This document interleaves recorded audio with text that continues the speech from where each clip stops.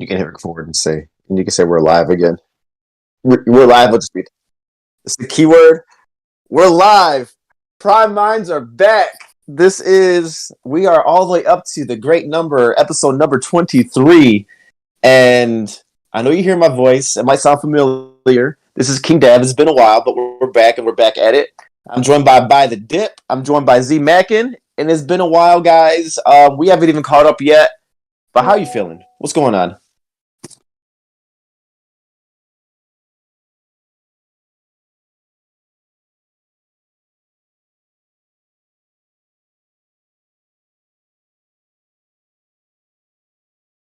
Right. We do have a special guest today. First, Mac, it's been a while since we chatted, bro. How's it going?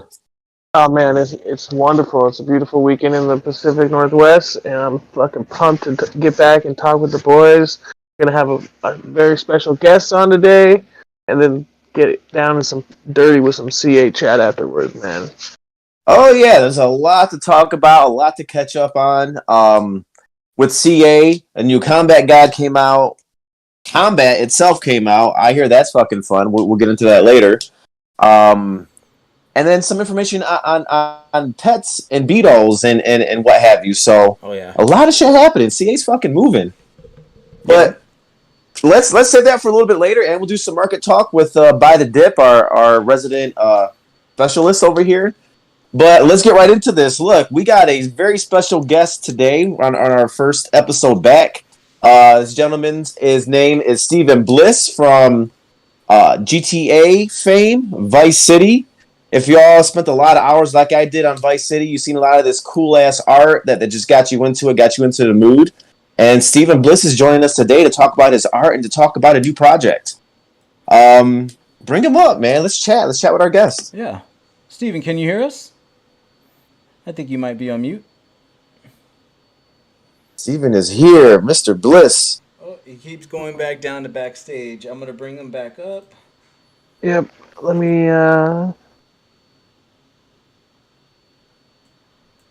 Give me just a second. I think I know what the problem is. Okay. My apologies. No worries. Yeah, man. All good. Who played Vice City back in the day? Oh, all or day. Still me. Shit. Yeah. On me. 100%. Let's see. Move him up now. Let's see if he can get him. Okay, I'm moving him up.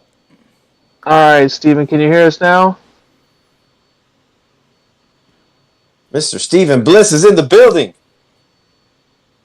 I think he might be fixing his audio. Oh, there he goes back down. It's okay, guys. Sorry for the for the little technical difficulties. Oh yeah. And we are live, by the way, so it's good that we're showing up on YouTube. I'm very happy for that, for our 23rd episode. Oh, YouTube, hello. Hello, YouTube, man. I think Mars is in retrograde, fucking up with technology and communications. I read something like that. Yeah, man. Not that I'm into it or nothing. It's fun. Hey, Steven, can you try and talk now? Because I'm sure you can hear us. Yeah, I can hear you. Can you hear me? Yes, we can. They're perfect. That is 100% my fault, people. Apologies on my role status. I'm not a Discord master yet. You're working on it. Mr. Stephen Bliss, hello, welcome. Yeah. How are you? I'm good. I understand about not being a Discord master. I mean, it's like, when I first saw it, it was like, there's no way I'm not going to join in with that because there's too many buttons. You kind of learn it after a while and it becomes easy, doesn't it? But I'm still discovering stuff on Discord. Yeah. So if it wasn't for these guys, I wouldn't even be in here. But yeah.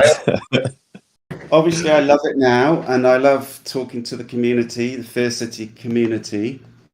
Because, they're really, really encouraging and, really nice, and it's always good to get some affirmation.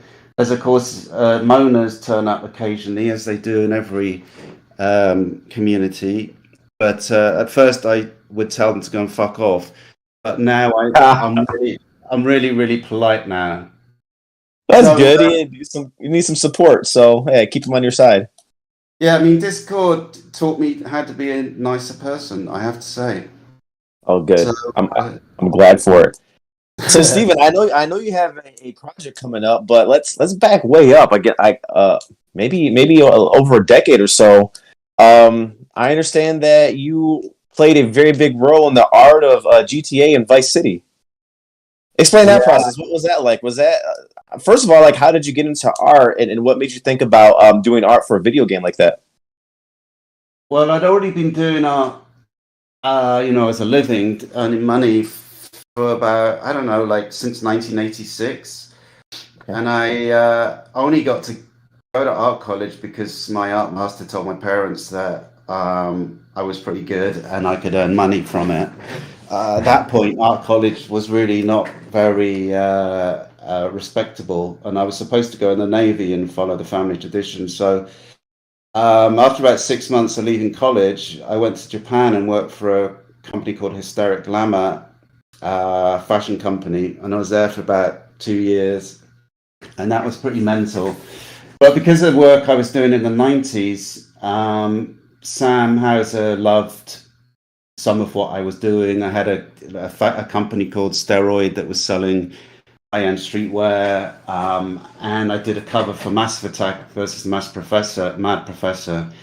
And I think on the basis of those two bits of work, and we were very much into the same kind of cultural references, and being both English and growing up through the 70s and 80s, we had a lot of laughs together, and we were both into comic books. So he gave me the job, and I flew over to do the GTA3 cover. And of course, there was no precedent back then as to like where videos could be. There was no precedent to how big a video game could be. So I was, plodding along, doing this cover for Grand Theft Auto 3, and it's like, well, this is going to be cool, and this is a really good game, blah blah blah. And then suddenly, when it gets released, the sales never stop, and there's like millions and millions of games being sold, and it's like, this is mental.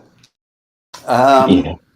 But I was there for 16 years and worked on all the games up until GTA 5, and then I moved on to set up a lifestyle branding department at Rockstar, which was actually a lot of fun because I was kind of overdoing. I was overdoing like the game artwork, and I wanted to do something more experimental. So they basically let me do what I want after GTA 5. I was like, they let me be an artist. And if you know all that stuff I did with like the Esquire cover with the evil plants Rockstar logo, where the logo is made up of like opium and marijuana and cockroaches and snakes.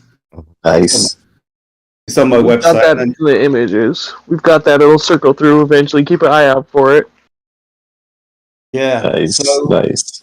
I was there till 2016, and it was, of course, it was incredible, and I learned so much about how to improve as an artist, because basically every job we had to make a style that was the same but different. It still had to be recognizable as Rockstar, as a Rockstar product, as a Grand Theft Auto product. Even Red Dead Redemption to be recognizable as a Rockstar product. So, but it had to be different. Mm-hmm. And that all came from the vision you had with GTA 3 and Vice City. I love the art of that too, with the bubble gum, the good looking women, the gangster type of look and all that, and then especially with Vice City, like a callback to the '80s and everything like that. How did that feel for a lot of people to look at your artwork and to kind of get big and blow up like that? When you said like they just kept selling millions and millions of copies, how did that feel? Well, it was amazing because I'd always wanted to be, I think, as we all do as artists, recognized as an artist, and suddenly, this was that my artwork was getting into millions of people's front rooms, and the loading screens and the posters. It was a great feeling, and what was really weird and fantastic was I'd get up in the morning in the East Village and I'd walk to work, and I would pass like billboards and hoardings that had my posters plastered all over them, and it would be like I would walk past at least like 50 of my 50 posters, GTA3 posters or double pack posters or Vice City, and I'd get to work and it'd be like that. Well, that was really weird. And then I walk out into Canal Street and there's like I don't know what it is, like a 30-floor building with like the Warriors painted on the side or Grand Theft Auto covers painted on the side. So it's kind of one of my friends, Tristan Eaton, who's a famous mural artist. He always introduces me as the GTA artist who's had more billboards than any of them. All these like really successful mural artists, and it's kind of like, well, you know, I didn't paint them at all, but you know, it's good to be introduced like that. Mm-hmm. Nice. And it's, you know, and it set me up well for doing something like Fierce City. What got you into NFTs and then doing this next game and leading that, creating that? What was that process like? I guess what got you into NFTs first, and then leading into making creating a new game. So Josh from Yellowheart called me up one day and he wanted me to do 5 NFTs of XXX Tenkashin. I don't know if you know that guy. He's a fantastic rapper. Unfortunately, got shot when he was like 21, but he was like a major visionary in music, and he would have been huge now. Anyway, his early music that he used to put on SoundCloud, they were releasing it as NFTs. So they wanted me to do 5 NFTs to go with the music. So I did that. Wow. And then Josh said, well, why don't you do your own NFT? And it was going to be like one character with, back then you could do 10,000 variations on that one NFT. But the thing is, I thought, well, I'm going to do bigger and better and more than anyone else. So a year later, I'm still painting 6 characters with 300 traits. And the bear market kicks in because I've taken too much time painting everything. So, I mean, the lesson there is like, I could have probably stuck with like 2 characters and it would have been way more successful. But as it was, we sold out within 20 hours. But anyway. What project was that? What project is that? Fierce City. Oh, this is the Fierce City. Got it. Yeah. So he suggested, do your own thing. What was great about that is that for about 20 years while I was at Rockstar, weekends or after work, I would be making my own characters, writing my own stories, and they never really went anywhere. They were just stuck in my hard drive. And what blockchain enabled me to do was to pull them out and start imagining bigger stories for them, and like where they exist within a city called Fierce City, and what they do, and do they like each other, and who's corrupt and who's good, and who hates who and who motivates. I had to start imagining all that stuff. So blockchain and Web3 has really opened up my world of creativity. It's tough right now in the bear market, but I'm hoping it pays off at some point next year. We're talking and working with some really good paid people right now, so. Got it. It was so, the art part of the game is one thing, and obviously you're, top of the game in that. When it comes to the development of the game, did you meet up with a good team to make the game, or how did that go? Well, at the moment, I have a long video gameplay deck already that I send out to game companies, and we're talking to people in game companies, but we haven't signed any contracts. It's all ready to go if someone wants to invest some money. So at the moment, that's being developed, but we're collaborating on other things that there's a company called BMV that we're working with at the moment, and I'm developing a 360-degree mech rabbit helmet that has covered in kind of missile launchers all over the head in chrome. I want it to be covered in diamonds, and it will be like they'll make the actual thing virtually, and you'll be able to buy it as a NFT token that gives you utility to be able to walk around the metaverse and earn money to earn to wear, it's called, and you'll be able to rent virtual clothing and make money from renting out your own virtual clothing. And so that's kind of where we're going right now with collaborations. Then we've got a 24-page comic coming out in Christmas, I think. 24 pages. It's going to give utility. So, the video game's not happening yet, basically. Nice. And the biggest But thing it's is working in the crypto space, Stefan. How different is it from working in Web 2? wow, it's there's something to learn every day, and it's so quick. It's kind of people lose control and reality of timing. Like Web2, a brand, Steroid, for example, that started back before Rockstar, that was going to take about 4 years to establish. But 4 years is like an eternity in Web3. So Fierce City, I mean, I had people in the community complaining because from June to about August, we hadn't kind of like established something really huge. But that, I mean, it's unprecedented within the reality of the world that you can establish a brand within 3 or 4 months. So it's different in that way. I think we all have to realize that we need to be a bit more patient with everything, especially in the bear market. With Web3, it's like this weird kind of speeded up reality with all these funny little kind of rules. But the technology that is enabling us to make Fear City into something more, I don't know, technological and profound and weird, and the gamification of it, that's incredible compared to Web 2. Web 2 is pretty boring compared to Web 3.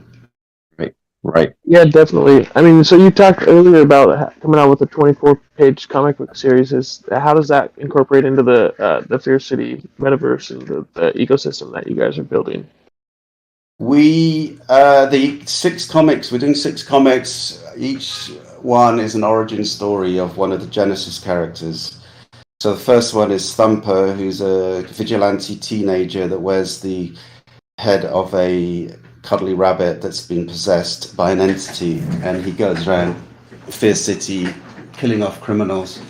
So that one's written and painted and ready to go. At the moment, I'm writing Heaven and Hell, which is the next 2 comics. They're good cop, bad cop, female cops. They're sexy and really tough. And so I'm writing the story with 2 competition winners.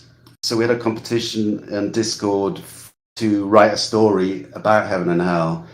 And the 2 guys that wrote the best stories are now writing with me. And we have a meeting every Tuesday, and we are all 3 of us studying screenwriting. So it's kind of a weird process where either 3 people all learning at the same time how to structure a real story based on the hero's arc and creating conflict and resolving conflict, and it's very interesting.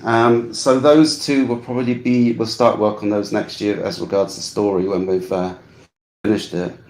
Thing is, we're so kind of like learning all the time, and the same with painting, that by the time we've written a story we think is really good and we've learned more about actually writing a screenplay that will translate as a comic, the less good it is because we know more.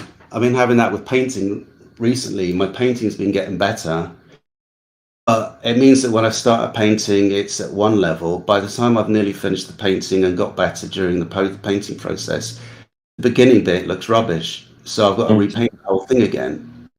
Right. Because now you know what you didn't know before, right? You look back at it, which is good. That's progress. As always. That's definitely very Web3 though too, man. Not only is it progress, but it's Web3. I mean, you're building with your community. You're giving the community the opportunity, and you guys are building together. It's the direct influence of the community over the finished product. So that's really, really very forward thinking and of any kind of an art project at all. Yeah, let alone it's of course it's very new to me. I would like to write the stories myself, but I found that the story I've written for Heaven and Hell, I give it to the lads to have a look at it, and they come up with such great ideas that I realized what I originally wrote was way off. And if I didn't have those 2 community members to point out where the story was going wrong, I would put out something much lesser. So that's great. Are you looking at with the other major characters looking at doing the same thing, like having community members help write the story and the background? Maybe because it was a very popular competition. I think, like, by the fourth comic, I can do it myself and hog it all for myself. But of course, I don't know. We'll put it. But having the process as a communal thing has been really, really rewarding. So we'll probably have the competition for another couple of winners to write the fourth one. Nice. Can you talk a little bit about? Well, go ahead, Nick. I was going to say earlier you mentioned that you have 6 characters. So let's take a little step back and will you kind of explain the whole Fear City universe to us, like what it's made up of, what your ecosystem is, like what you're doing over at the Discord, just a general idea of what Fear City is, because I guess we've been talking about it and we haven't really explained it to anybody who's listening. What's going on? Yeah. Well, on the NFT practical front, it was 6 NFTs, 6 characters released, like an edition of 3,383. As I said, it's sold out. We are developing those. They're selling on OpenSea.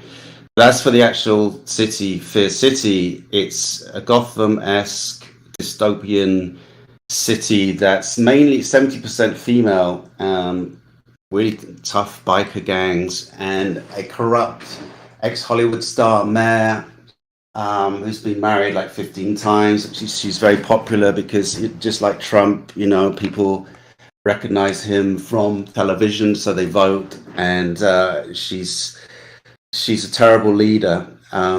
So there's all these kind of dynamics of characters going on within the city, and I need more time to kind of write more stories. Right now, it's about it's a 140-page deck, my Fear City deck, that's got about 70 characters or more now. Nice. And most of them have biographies, but I need time to kind of like develop them even further. Got it. What are you looking at in terms of gameplay? What would the gameplay be like? What your vision is. I see that mentioned gangs and corrupt politicians. Is there a lot of strategy involved? There's a lot of maybe hand-to-hand combat, violence. What is that looking like? What I've written so far is the 6 Genesis characters, or at least 5 of the characters, have to rescue the terrible mayor. She's been kidnapped, and the city's been overrun by beasts. So you have to shoot your way through the city and have to do missions. You have to fight your way through neighborhoods of like warriors. You have to fight gangs in certain neighborhoods. What else? There's stuff that I've written that I can't say. I really want to, but it's kind of like, a shoot 'em up is not obviously an original thing, but some of the other stuff I've written goes off on a tangent, and someone else described it as completely mental, but I hope that we can make it the way I want it. But right now it's pretty much a shoot 'em up, but we'll have an option of not using guns, so you can kind of fight without guns. A more passive kind of like gun thing, because I kind of feel guilty. I'm not glamorizing guns, and I did,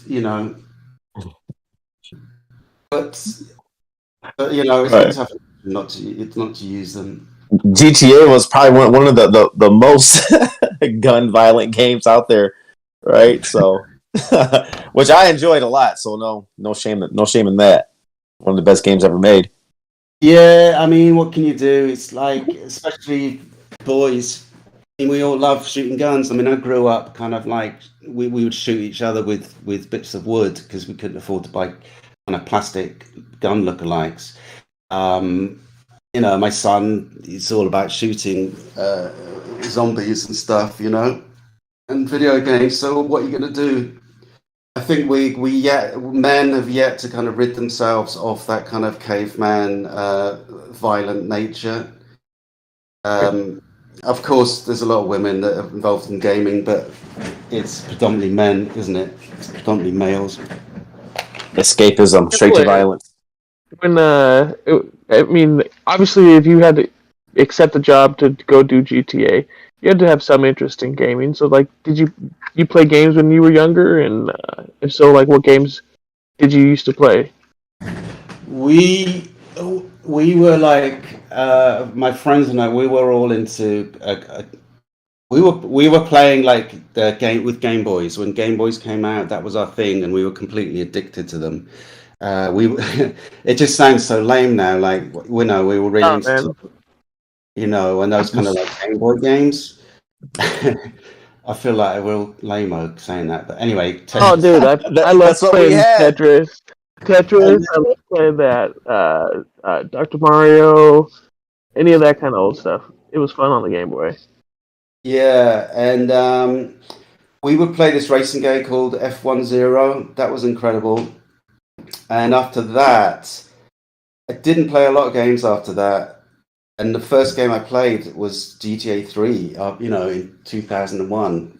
They gave me the game to get to know before I started painting. So previous to that, I mean, I had other interests, like I had bands and I had the streetwear label, and I was really into painting, and I always felt about a bit weird, kind of like staying up until 4 in the morning playing games when I could be staying up um, painting, and develop my painting skills.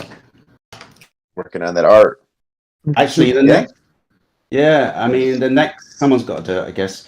After that, I found refuge in GTA 4 when I got divorced. I moved out into a really swanky hotel in Manhattan and took my PS4 and would play GTA 4 until 3 or 4 in the morning, and that was incredibly addictive. I'd have to force myself to go to bed, and it also makes you so kind of like uppity, so kind of like nervous and full of adrenaline, doesn't it? It was crazy. Anxiousness, yeah. Get you on edge. Comic Con. How was Comic Con?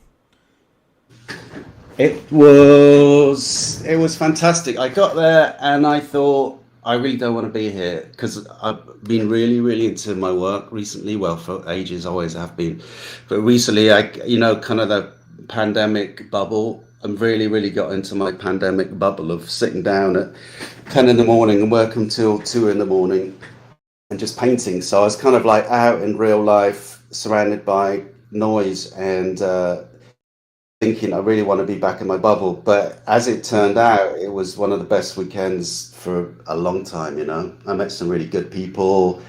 And I was with Scout Comics at their booth because they've just released an 8-page sampler of Thumper, the Fierce City comic. So I was signing for that, and had a few parties. It was a really good weekend. I think it might have been my first one I've been to ever. I mean, I went to the NFT conference in Miami last year, which was amazing. But I kind of stay away from conferences. They're kind of a little bit noisy for me. Yeah, I get it. And so we uploaded one of these badges for the Fierce City. It looks like a shark with all kinds of money and chains on them. Could you tell us a little bit about these badges and what they mean? Yeah, so the community Fierce City NFT holders, it was quite a lengthy process where we looked at their wallets, saw what they owned.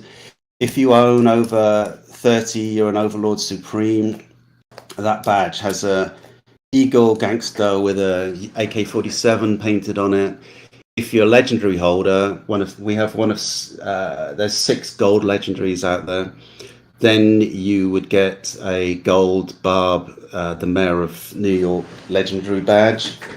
And it goes right down to Fam, which is Thumper, the psycho killer vigilante in a trilby dressed up as a gangster.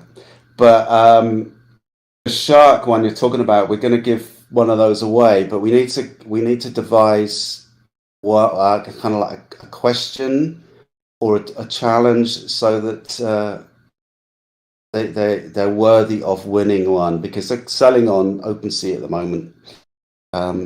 The badges, but the badges give you utility. They give you like access into getting the gold, silver, or regular comics when we do the NFT release. and then the comics give you extra utility after that. For example, if you have a legendary badge or an Overlord Supreme badge, I will paint a 101 NFT portrait of you. So far, I've painted 5 of the community members that all have legendaries and over 30 NFTs. So that's been interesting. I mean, people are loving that. They me painting them as kind of that in my kind of Grand Theft Auto style. Yeah, that sounds badass, man. I might have to get an NFT so you can paint me. Yeah, anything below Overlord Supreme, I'm not sure if you get if you immediately get one. I think you have to go into a raffle. But yeah, I mean, it's again like the writing competition. It's something that the community really love. Obviously, getting themselves painted as gangsters, sitting on cars with guns, holding time bombs.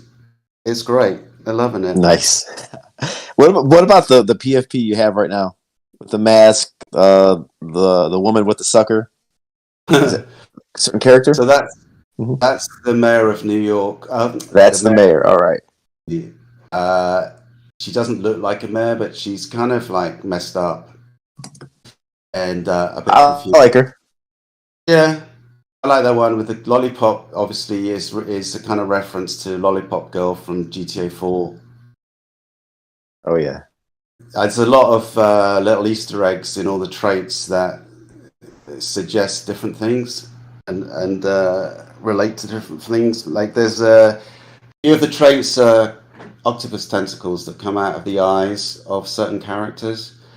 And one rare NFT has octopus tentacles hanging out of the top of the NFT, and that relates to the Octopussy strip club that's in Fizz City, where there's only 8 strippers.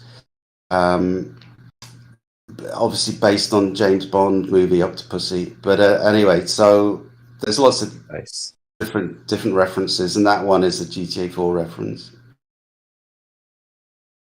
You obviously spent a lot of time on this this Fear City collection. I know you've said that you've worked on them for quite a while. We've got some art that we've been scrolling through that hopefully has been showing some of your old work as well as your new work.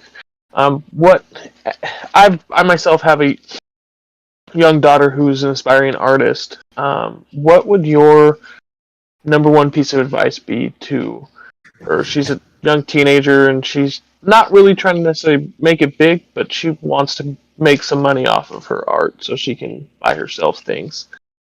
What would your advice be for someone like her?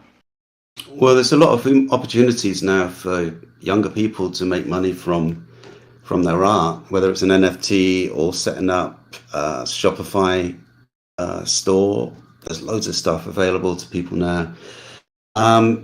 If she wants to have a career at it, or any young person wants to have a career, you've just got to work really, really, really hard, and it's a tough life, you know.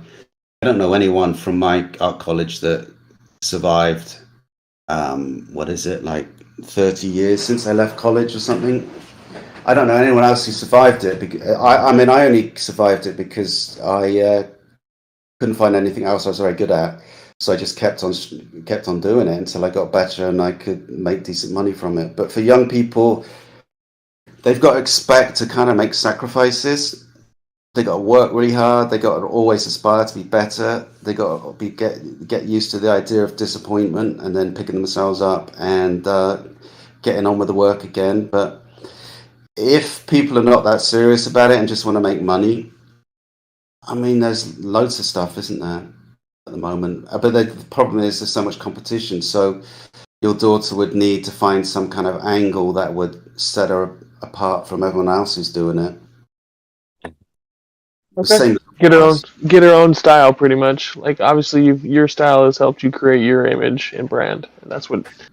So yeah, I guess that makes a lot of sense. So we're getting close towards the end of the hour. We like to usually keep it around an hour. We'd like to talk a little bit about our other project, but let's. I got one last question for you, Steven, and then let's get some last words from you. What about Fear City are you most bullish? What makes you most bullish on this project that you're designing as a Web3 project with the Fear City community? Well, this might sound arrogant, but it's just, I think, just how it is. I think it's some of the best artwork out there, and I'm very surprised that it's not huge right now. I think the fact that I worked at Rockstar and have that heritage, at some point, people are going to really pick up on that connection. I think simply because the artwork is really, really good and has ideas, and it can be adapted into Web2 IRL companies like video games and animation. The fact that it actually has some kind of substance, unlike a lot of NFT projects, it already comes with a story. It already comes with a lot of stories. And the fact that I have 70 to 100 characters already, it's all set up to be huge. All we need now is an investor to take it there. I'm not sure if there's a lot of other NFT companies that could actually make that claim. So I'm very bullish and confident about the artwork, and it's, as I said, it's getting better all the time. I'm looking at my Genesis painting now and thinking, fuck, I so much better than that now. And I keep seeing all mistakes in the Genesis paintings, and I mean, that's healthy. That's a good thing to see. So I'm bullish also in the fact that there's so many people that have companies that I really respect that have got in contact with me to work with me and collaborate with me, Whenever we do AMA on a Friday, I can be really down in the dumps about the project, to be honest, and I can be like completely beating myself up about it, especially in the bear market. And then we do the AMA on a Friday afternoon, and I got my team talking about what we're actually working on, and I'm like, wow, we're actually doing so much. And I'm kind of like thinking, you just wasted all your time beating yourself up, Right. Always that. So I see it's on OpenSea. So folks that's listening and ourselves, we'll check it out. Fear City by Steven. Is it Steven or Stefan? Steven. Fear City by Steven Bliss. At Fear City NFT. I am at Steven Bliss. We've got a tweet out there from Prime Minds Pod talking about the giveaways.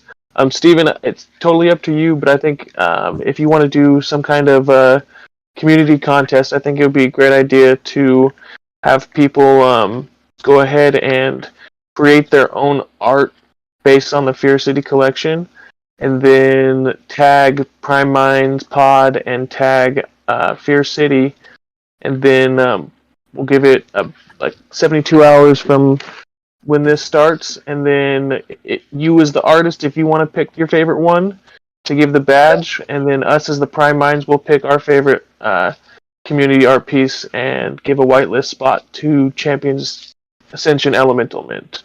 How's that sound to you?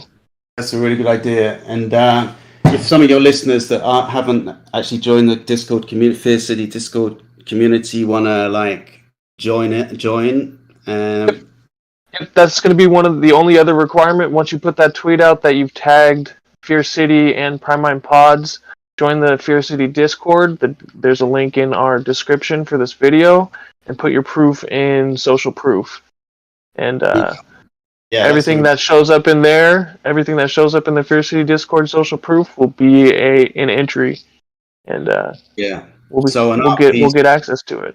Yeah, a piece of fan mail art. I love that section of Discord the best. When people paint pictures from my work, it's so good, that people bother doing that. So bless the community. I love them, and it's been really good talking to you guys. Thank you for having me on. Loving this art. It looks great, Stephen. I'm on the hook for one. Thank you for spending your time with us today, Stephen. We appreciate you coming on today. It's an honor to be here. Thank you for having me. All right. Take care. Thank you. Keep it up. I will. Yeah. Bye. I know. Guys, these NFTs look good. Obviously, immediately just screams GTA, Vice City, all that. So it's a callback, and he's a fucking famous artist, and I don't think people understand. Millions and millions of his art has already been sold, and this is his NFT project. So right, I'm going to be looking. Yeah, I've been popping up all his pictures during the whole podcast, and it's just amazing, like the different concept, the kind of mind that goes into that type of detail for this type of art. It's really amazing. I'm really impressed. Like I'm uploading stuff as we speak, and I'll be sharing it. Yeah, this is honestly, it's probably some of the best art I've seen in the space. I know, real artist. It's from a real artist. That's the thing. Yeah. And full disclosure, I personally am a holder of one of his NFTs and one of the Fear City fan badges. Just so everybody knows, that's how we got access to having Stephen Bliss on with us today. Just for full disclosure. Well, this is a good find, Mac. I like a lot of these. Yeah, it's 0.03. Yeah. 0.03. Not a bad floor. Not bad at all. Like $50 to be able to get in. No, 0.03 is like only $40 and some gas to get in. And even just to, if you pick up that and one of the Fear City fan badges, like you have almost full access. You'll have full access to pretty much anything that they do with just those. And it's only 3,333 NFTs. It's his first run into the NFT market, Stephen Bliss. So, yeah. And LT, Stephen Bliss is the artist creator of GTA. So all this work that we're putting up here is his artwork. He does have a project called Fear City, and that's what we were talking about today. Yep. Run it back and listen. You'll hear it. It was pretty good. Pretty great interview. We appreciate having him on. So a lot of good information. A lot of information about his project. So yeah, project, his art process. Yeah, that's pretty dope. Shit. So yeah, I guess we mentioned a little bit. Is 0.03 is about $30. That means it sounds like we took a little bit of a dip. So by the dip, what do you think? What are your thoughts on the market? Let's get into some of that talk, some of this market talk. What's going on out here? Yeah, man, big dump. I know there's a big dump. Like I said, that whole FTX thing. So basically, what FTX was doing was using the funds from their exchange to privately invest in stocks. So the liquidity wasn't locked up, and the guy ahead of FTX, the founder, went from having what I think it was like a little over 10 billion. Now he's like, it's in the millions. That's what he's worth now. Yeah, Jeffrey. Well, I heard his tweet was famous. His tweet said something like, "Sorry, I fucked up." That was his tweet. Well, right? Like, what is this? Yeah, that and like as you see, a lot of projects like BlockFi that was with FTX and all that is going to file for bankruptcy too. A lot of people's liquidity is locked up at the moment. So it's just a big mess, man. And that's why you see a big dump all across the board. Damn. Yeah.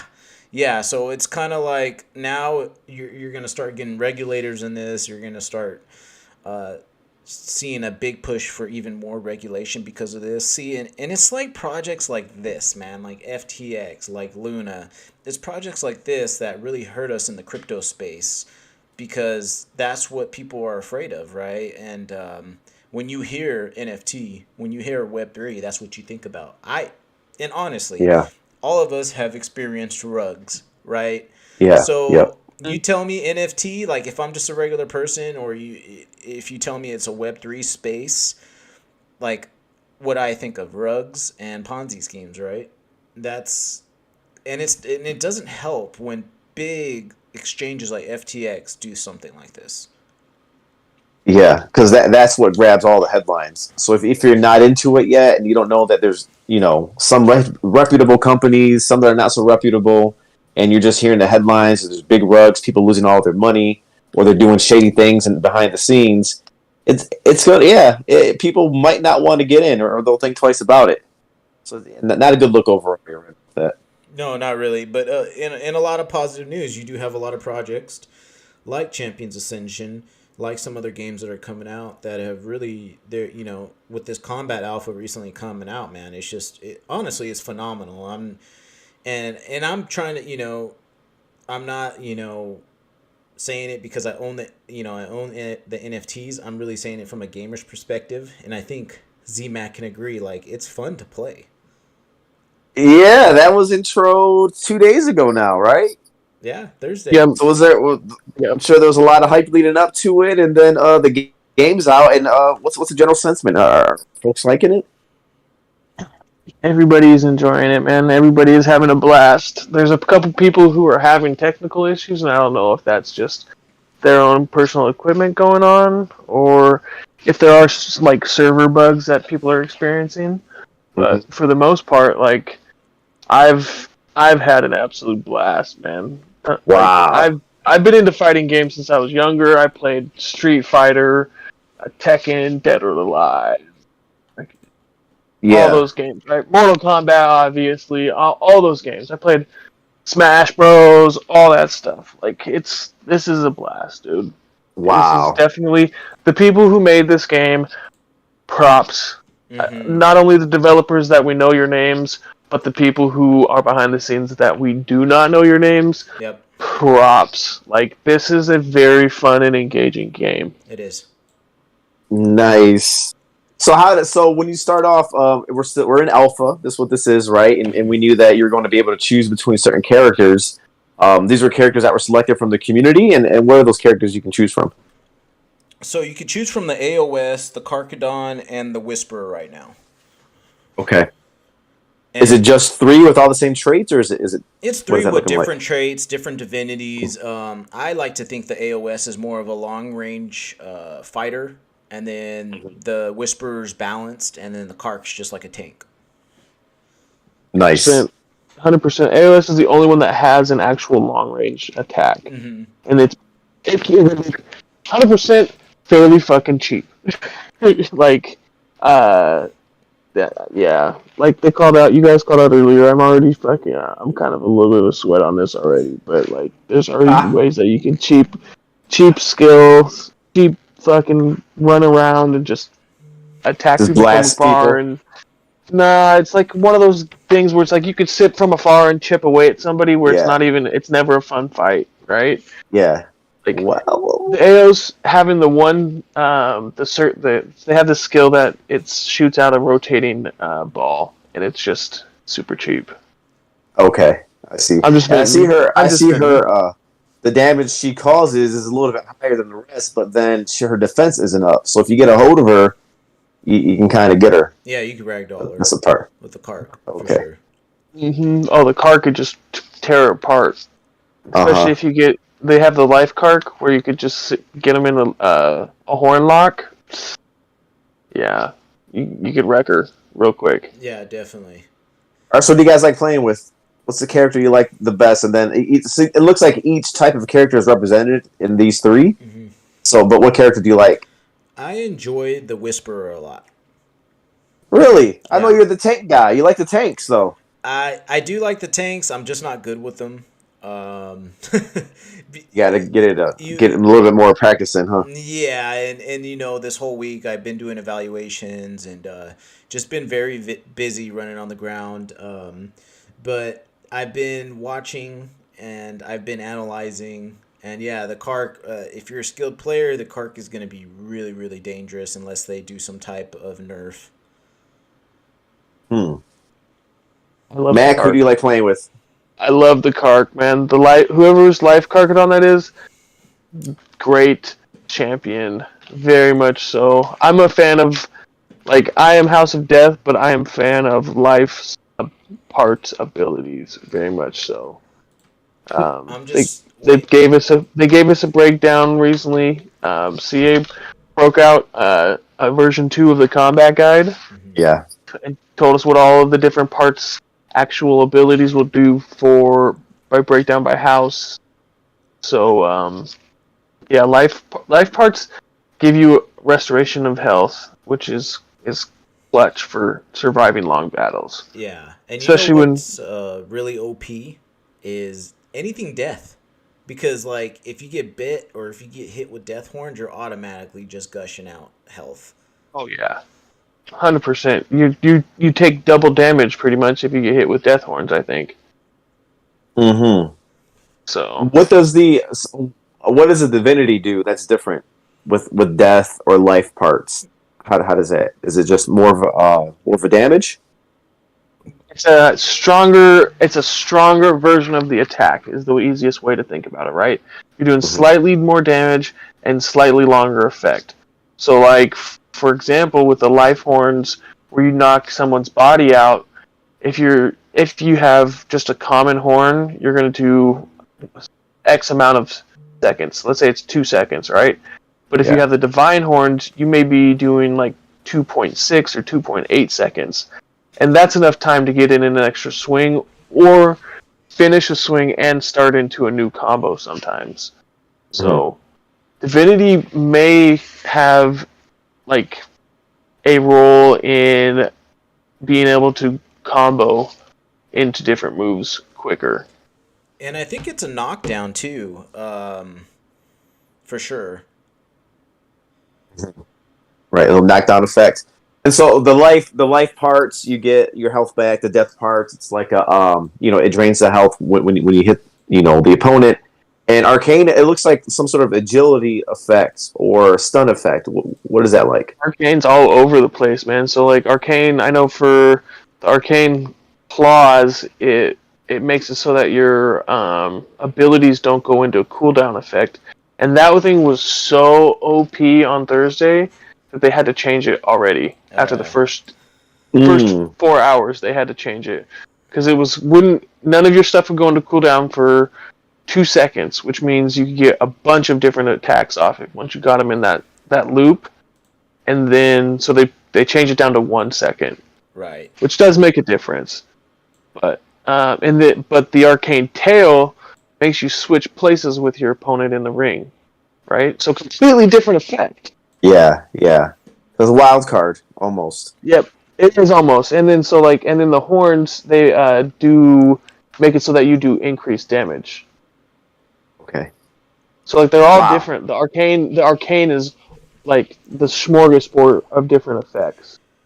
Yeah, and it's very skill based, very strategic, like playing a chess match. Like me and Gonzaga had, and shout out to Gonzaga, man, because that was an epic match me and him had. He posted it. It's 14 minutes, man, 14-minute long match. I see that match of the night. I seen that match of the evening. Gonzaga versus Dip the Conqueror. Yeah, man, and he was a Kark and I was a Whisper, just dodging, playing chess, man. It's a really fun game. Oh man, nice. I'm on. So Thursday through Sunday is the gameplay. Thursday through Saturday. Okay, so then one more session tonight. Yes, one more session tonight in about 2 hours.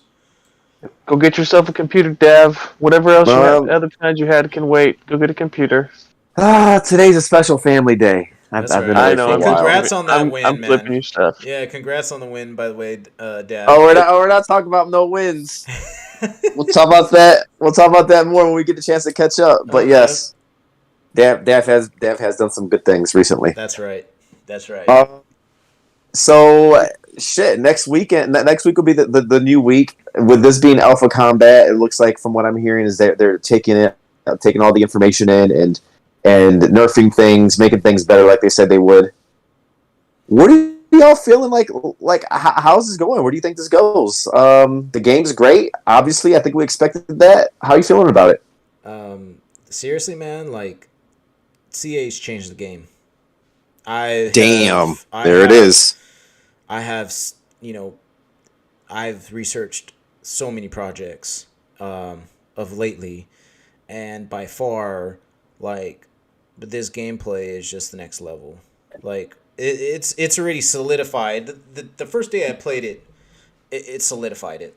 And if you're not in, or if you have your primes listed, I mean, I don't know what to tell you. You need to take those off. You're calling me out, man. Buy them. Then accept my offers. You're calling me out. I have one listed on accident. I gotta take it down. I don't want no way to buy it, so I'm not gonna say much. I talked to you yesterday, and you said you were gonna take that offer. I looked at it last night after I know you were asleep, and it was still listed.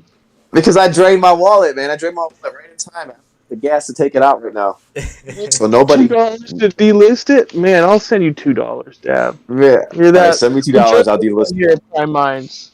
I got to go through the whole Coinbase process. I took mine out right before this big dump, so I got lucky there. Yeah, you did. Now I have no fucking money for gas, not even $1. So my shit's sitting up there, way under where it should, way low. Yeah, 2D, right? Do you have a 2D? No, I'm not. I'm not going to talk about what it is because somebody might buy it. And I want them to. Oh. He's got a 15p and a 7D. Sitting up there for $50 fiat. Just no, ready joking. to get sniped. We're gonna get sniped. I got it up there ready for everybody. Well, shit. That's good news. What else? So the combat guide came out. It said things are separated into 4 main parts. I seen that: weapons, family, the parts of the NFT, and then the essence. Mm-hmm. What about the weapons? Are we? Will that be a big difference maker? Is there any information on that? I think it will. We haven't gotten much info on it yet, man. Right. But I think based on the combat guide, it's going to add much more complexity. Well, right. Yeah, that's the thing, too. We got to think is, like, right now we're probably playing with the top tier players, right? Like, they probably gave them, other than, like, the diamond hand or whatever special ability weapons they're going to have, like, these are probably, like, the top tier weapons with being in Prime Eternal hands. Mm-hmm. Like the best weapons we're playing with right now. So you're saying? Yeah, it's like how most video games start, right? Like you always start with the best shit, and then you lose it, and then you're like, "Fuck, I gotta go back to not having all of this." It's that teaser. It's like that first hit of whatever your drug dealer just gave you. You know, you want to get some more after, so you got to go back and keep chasing it, man. Just like that. But you equipping your character though with the right weapon, I'm sure that has to play into the strategy too. Yeah, definitely. What the weapons do. Yeah, mm-hmm. These are all just base weapons right now, but imagine when you can upgrade them. It's gonna be dangerous, man. Right. Holy shit! War paint's a big thing too. War paint definitely helps. That's what I've been paying attention to a lot as well. What does the war paint do then? Orange. It protects you from increased like damage. Like say if you have arcane war paint and someone has death horns and they get you with those death horns, it's not gonna take as much damage off. It's gonna protect you. Okay. Like a defense, like a shield. Yeah. That's good. That makes sense. 10% damage. Max 10% damage per hit. Though that's the thing is per hit. Mm-hmm. So like Dip said, if someone hits you with those arcane horns, so you're taking extra damage, it will help limit any other big hits from being too effective. Good stuff. Right. All right, let's touch on the. Well, go ahead. But yeah, I get it. It's all speculation, but good defensive plays. Mm-hmm. Good. And looks like we're talking about the Beetle recently and burning some pets. Yeah. What's that looking like? Beetles are out? What's going on there? Beetles are rare. The portals to Hela. Yep. Beetles are going to be really rare. That's what I know. I don't know if they're going to burn them again. It might be a thing where they burn them every Halloween, or we can catch them every Halloween. But right now, what was it like? Only 152 beetles were actually minted. 900 pets burned just to get 152 beetles. So yeah, these are real rare right now. Okay. I mean, I highly doubt they're not going to open the portal again before next Halloween. That would be kind of ridiculous without saying anything to anybody about it. But you never. I only had one opportunity to be able to do it, and I would have only had a 75% chance and had to burn two Zivas. So I was like, no, I'm good. It's tough. Some people got 90% and still got ash. They didn't get a beetle. Yep. Oh. Yep. So, no way explain how you with get my percentages. luck. Nope. Explain that how you get 70% or 90%. So they have to fit the traits. Yep. They had a portal open, right? Mm-hmm. Dip's right. They had to fit traits. I seen that. Yep. The orange active background and things like that. Yeah. They called out pet type, a favorite toy, and a personality type, right? Yeah. Mm-hmm. So you get a % for each of those, and then if you had multiple traits, you'd either get 5 or 10% bonus. So Yeah. the more pets you sacrificed, the higher your chances were of getting one. Exactly. I got lucky. I got one that was a 30% chance, and I got a beetle. Of course, Dip. Of course, Dip gets the luck. And then there was one point I burned 9 pets and got Ash. Oh wow! Oh wow. Yeah. Well, you came out with the beetle though. Yeah. You got one? I got 2. Yeah, I got 2. Good. Nice. Good. And in the game, they might be little miners, man. They might be going around with you around the map stealing shit. So I thought it was very important to try to get at least one. Yes. Yep. I did too, but I went on OpenSea and I was like, oh, I have to pay $50 a piece to try and get these people that match. And some of them were like, people were listening for 0.3 ETH and shit. Like, these people are tripping. So where's it at? Where's the beetle at now? What's the floor? Ooh, I haven't seen. I was talking about when people were trying to get pets to sacrifice. Yeah. They put them on super high on the prices. People were pumping them.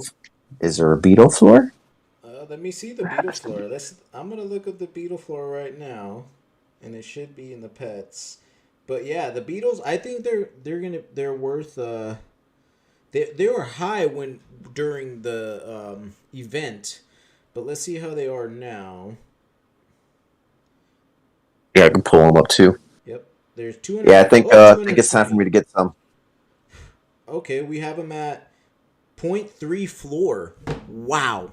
Oof, jeez. Wow. That's the price of a. That's almost the price of a prime. A prime. Beetles a PE. Okay. And P-Ray point. Yeah, he listed 4. You just listed 4, P-Ray. You got 4 beetles to spare? Jeez. Spare? P-Ray's trying to flip a couple of those in for primes. LT floor for beetles are 0.3, bro. 0.3. 0.33. Looks like I only see 4 for sale. If I'm there's a whole bunch. There's a whole. Oh, no, there's only 4 there's for sale. 4. Yeah, everybody's keeping them, man. Why not? They got a Grondel Death Beetle. Oh, do you see?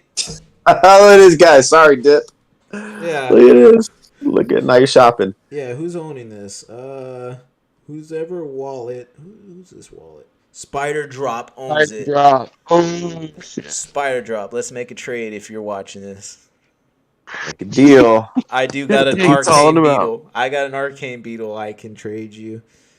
Oh man. With the pizza slice. With the pizza slice. Yeah, man. Let's do that. This is good, man. This is good. I'll yep. So I'll be in the combat starting next Thursday for sure. We'll get down to business. I want to watch your first match, man. Whatever I gotta do, dude. Whatever I gotta do. It takes some time. No, we'll start. I'll stream it. We'll start streaming some matches here. Yeah. Why not? Figure out how to do Twitch and stream my match tonight. For the OpenSea, or for the later session of Slice. Mm-hmm. I'm trying to figure out how to get my Twitch Z_Mackin. Same name, just underscore between the Z and the M. So, all right. Yep. Dip, you gonna stream or what? Yeah. I have evaluations during the second Slice, so I'm pretty sure I'll be watching Z-Mac in battle. Yeah, man. You want to explain your evaluation process to us? Watch me beat all of your players, Dip.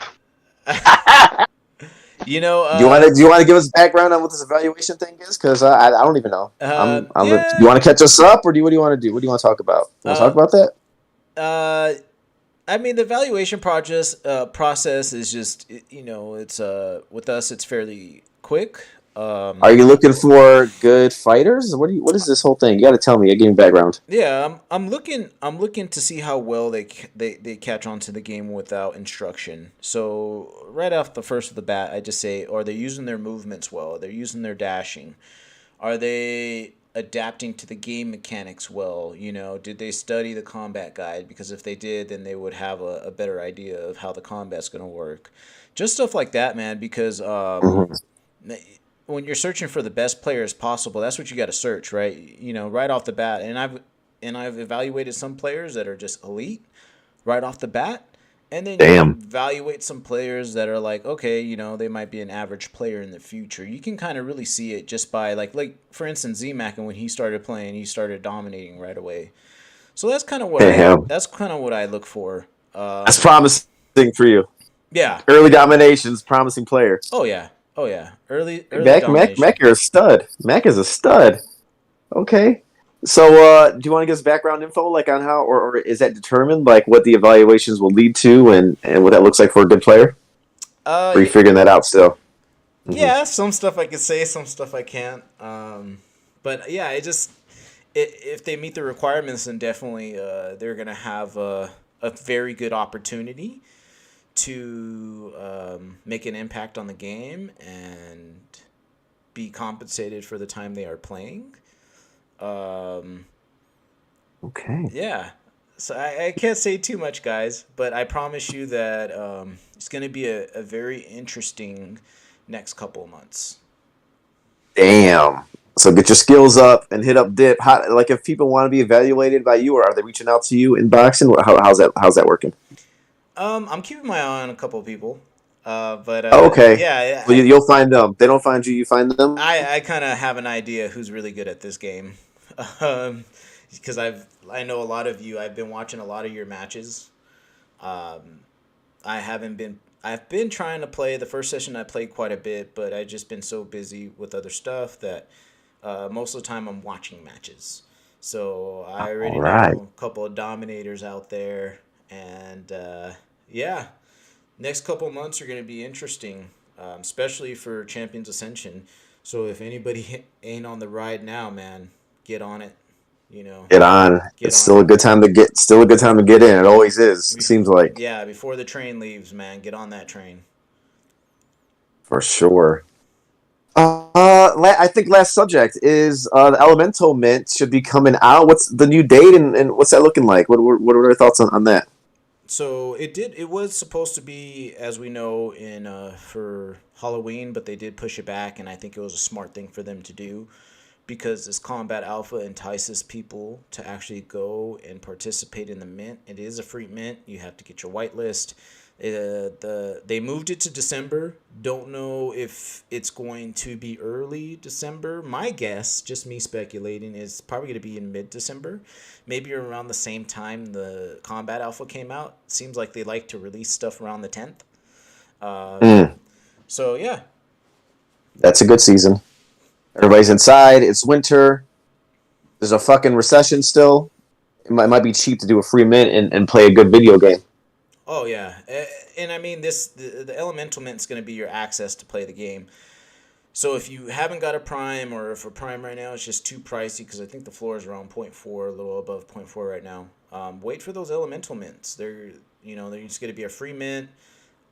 It's a skill based game. You can beat a Prime in battle. And I'm pretty sure a couple Primes are going to be beat by Elementals in battle. Right. There's going to be some Primes that are going to get beat by Elementals. Especially when I start playing Elementals. Going out for them. Yeah, nice. I think I'm definitely going to definitely grab a couple Elementals off the secondary market to fill my house. Because I just want to have a full stable of champs, right? And if they're free, I know we're going to be getting a lot of gamers, but I really hope there's still going to be some that are fairly cheap on the floor.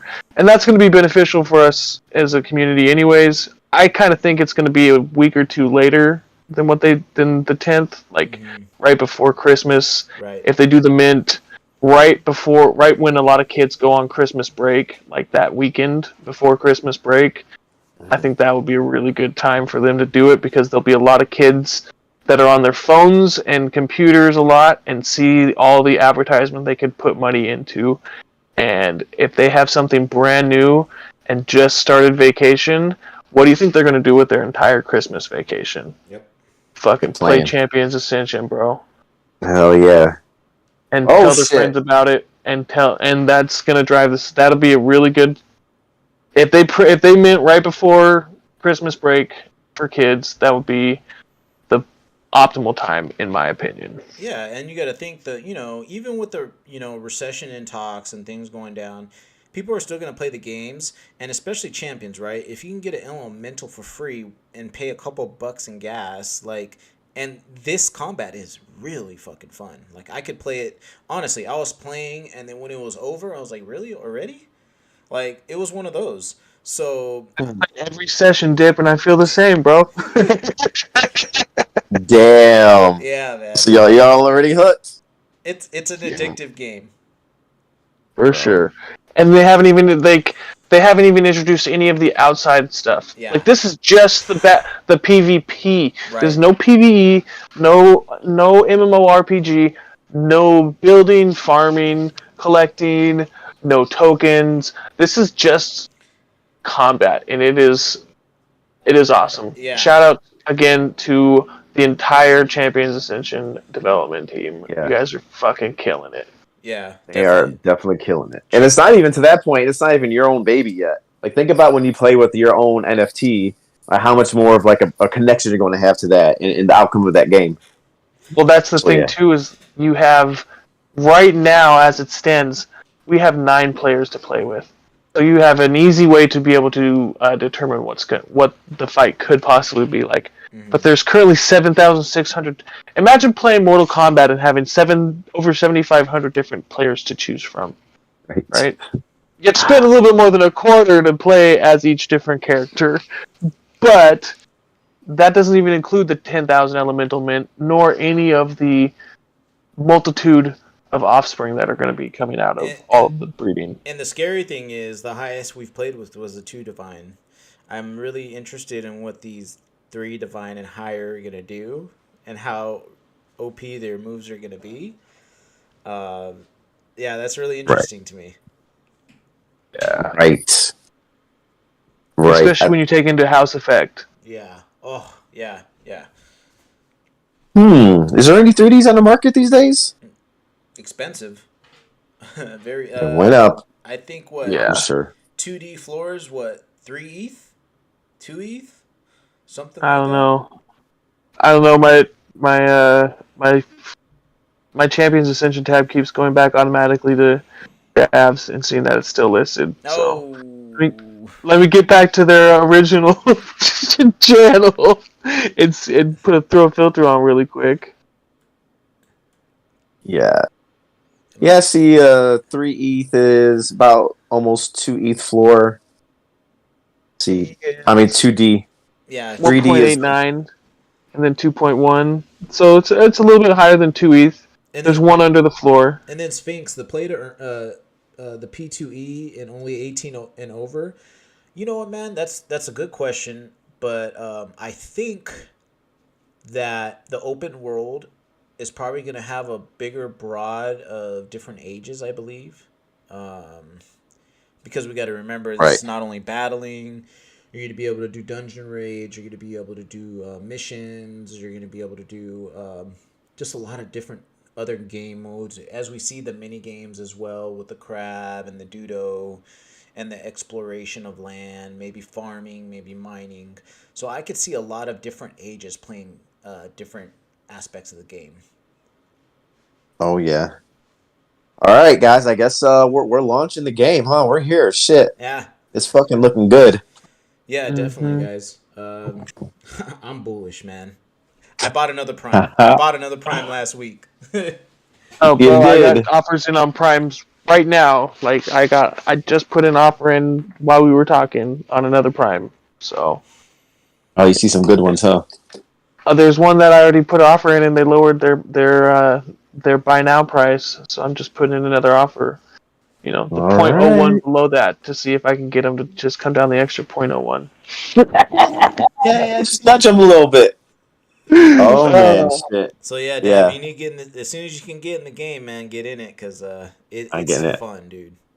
I'll be there. Then I think after you play, I think Max said it. Like, after you play, you get more of an idea of the Prime that you want. Yeah. So then you can start putting offers in on those specifically.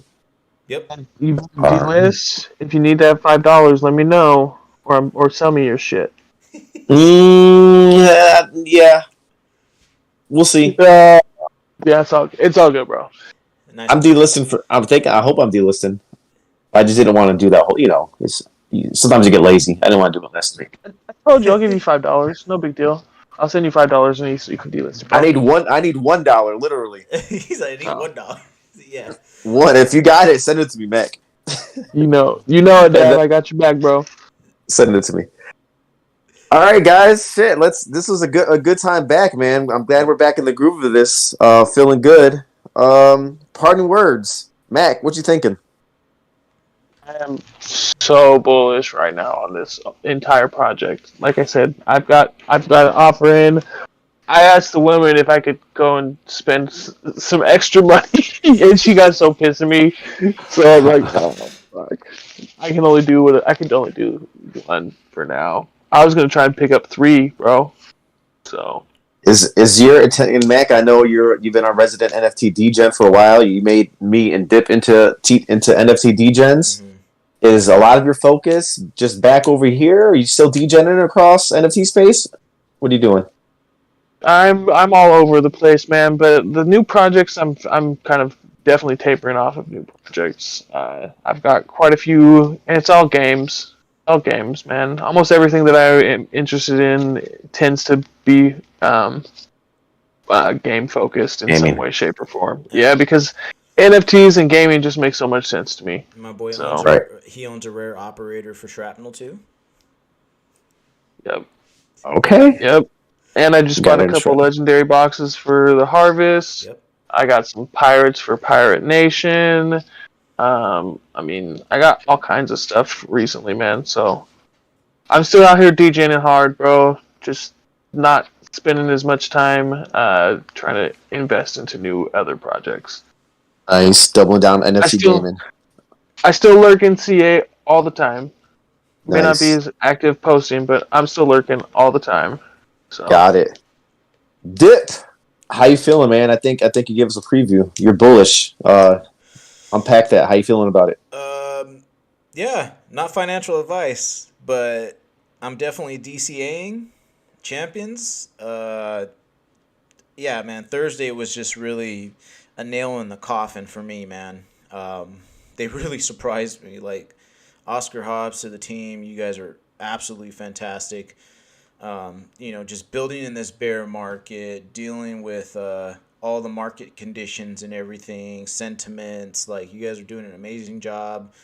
Yeah, man. They showed out, huh? Just very bullish, man. Very excited for the future of this game. I can't wait 6 months to now to see where we're at, to see how far along we've gone. We have a great mechanics to the game already. And pretty soon gamers are going to see that. Damn. Shit, I'm in. So, yeah, I guess I'll leave on that word.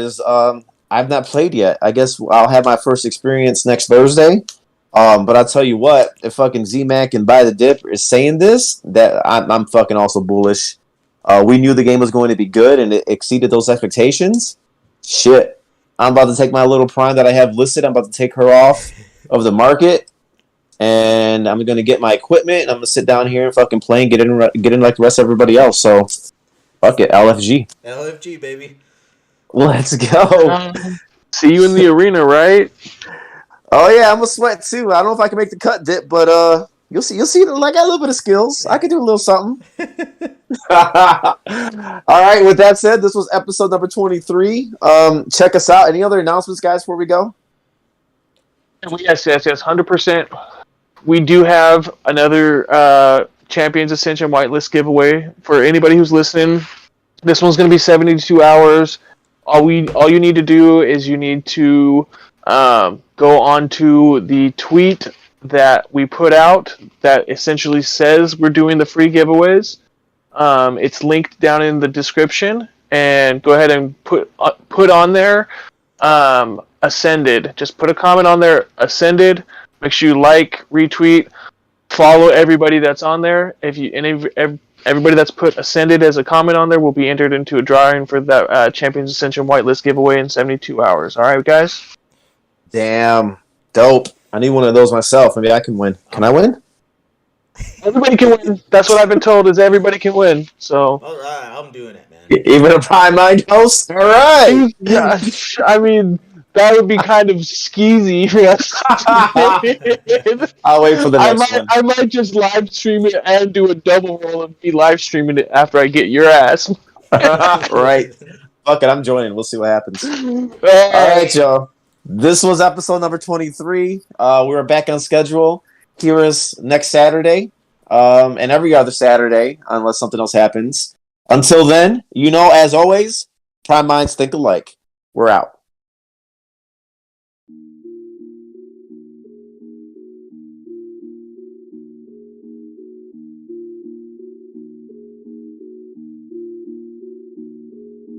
I just like the sound of it.